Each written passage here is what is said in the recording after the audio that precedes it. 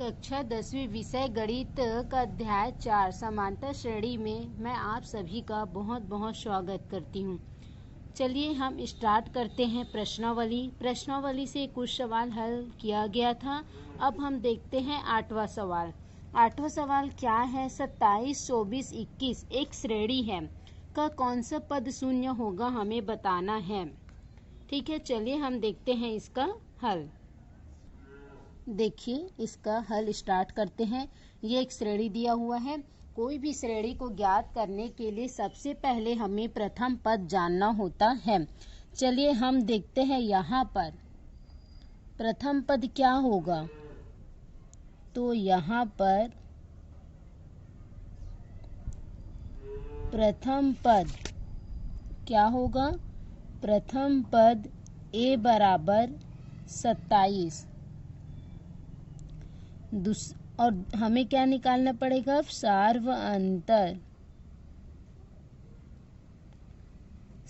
अंतर d बराबर 24 में 27 को माइनस करो तो ये क्या मिल जाएगा हमें? माइनस का 3। अब देखिए कौन सा पद शून्य होगा। चलो हम इसको मान लेते हैं कि nवां पद शून्य होगा। माना nवां पद शून्य है, तब क्या होगा? an बराबर 0।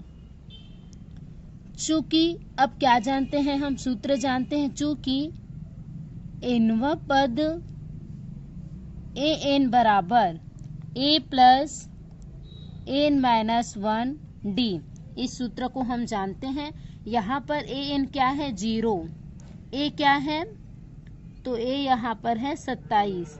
n हमको पता नहीं है, इसी n को हमें क्या करना है? ज्ञात करना है। हम जानते हैं कि nवां पद शून्य है, बट वो कौन सा पद है जो शून्य है? कि 10वां पद शून्य है, कि 12वां पद शून्य है, कि 27वां पद शून्य है? कौन सा पद शून्य है हमको नहीं पता है। शून्य है ये पता है, पर कौन सा पद शून्य है नहीं पता, इसलिए हमें n ज्ञात करना है। यहाँ पर d क्या है? माइनस का 3। यहाँ 0, 27 को रहने दीजिए, इसको हल कीजिए। -3 का गुणा n से करो, -3n। इस 3 का इससे करो, माइनस माइनस प्लस, और 3 एक कम 3 हो गया। अब चलिए आगे देखते हैं। 0, 27 ब्रैकेट को खोलो तो यहाँ धन है, यहाँ ऋण है, तो ऋण का 3n। यहाँ धन है, धन, तो धन धन का धन ही होता है। अब चलो यहाँ पर ये 27 और 3 को एक जगह रख दो और -3n को एक जगह। अब यहाँ पर देखो 27 और 3 कितना हो जाएगा? जोड़ो तो 27 और 3 कितना हो जाएगा? 30, और ये -3n। अब देखो ये -3n प्लस क्या है? इस साइड पक्षांतर करो तो 0 प्लस 3n, और इस साइड क्या हो जाएगा? 30। अब यहाँ पर 3n को जोड़ो, 3n को छोड़ो, अब 0 से जोड़ोगे उतना ही आएगा, और 30। यहाँ से n का मान चाहिए हमें, और आप लोग देखो यहाँ पर 3 जो है n के साथ गुणा के रूप में है, इसलिए इस साइड जा करके वो भाग के रूप में हो जाएगा। तो n बराबर काटो, 3 एकम 3, 3 दहम 30, 10वां पद। मतलब n बराबर 10वां पद है, और वही 10वां पद क्या है? शून्य है। तो यही हमारा उत्तर है। तो ये सवाल आप लोग को अच्छे से समझ में आ गया होगा। अब देखते हैं हम लोग नेक्स्ट सवाल। चलिए देखते हैं नेक्स्ट सवाल क्या है। फूलों की एक क्यारी की पहली पंक्ति में 23 पौधे हैं, दूसरी पंक्ति में 21 पौधे हैं, तीसरी पंक्ति में 19 पौधे हैं, इत्यादि हैं। इस तरह से है, ठीक है।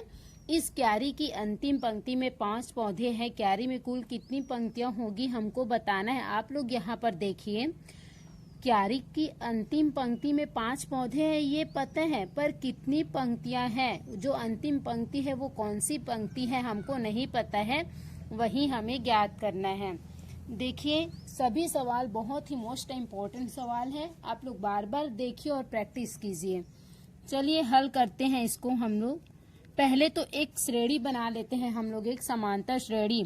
तो फूलों की एक क्यारी की पहली पंक्ति में 23 पौधे हैं, दूसरी पंक्ति में 21 पौधे हैं। देखो ये जो पहला लिखा है वो पहला पंक्ति है। अब देखो तीसरी पंक्ति में 19 है। इस तरह से जाते जाते जब अंतिम पंक्ति आएगा उसमें कितने हैं, 5 पौधे हैं। ये एक श्रेणी मिल गया। चलिए इस श्रेणी में हम लोग प्रथम पद मान लेते हैं। प्रथम पद क्या होगा, तो प्रथम पद a बराबर 23 इतना होगा। देखो सार्वअंतर निकाल लेते हैं, तो सार्वअंतर कैसे निकलेगा, तो सार्वअंतर d बराबर दूसरा पद 21 है और पहला पद 23, माइनस करो 21 में 23 जाएगा तो 2 और 23 बड़ा है इसलिए ये हो जाएगा माइनस का। अब देखिए यहाँ पर हम लोगों को ये तो पता नहीं है कि ये कौन सा पद है, लेकिन अंतिम पद है ये हम लोग जानते हैं। मतलब nवां पद बराबर 5 मान लेते हैं, अर्थात an बराबर 5। हमने n को 5 नहीं माना है, nवां पद को 5 माना है, इसलिए हमने लिखा an बराबर 5। अब हम लोग जानते हैं सूत्र क्या होता है, an बराबर a plus an minus 1d। चलो an की जगह पे 5, a कितना है 23, n हमको पता नहीं है, d कितना है तो माइनस का 2।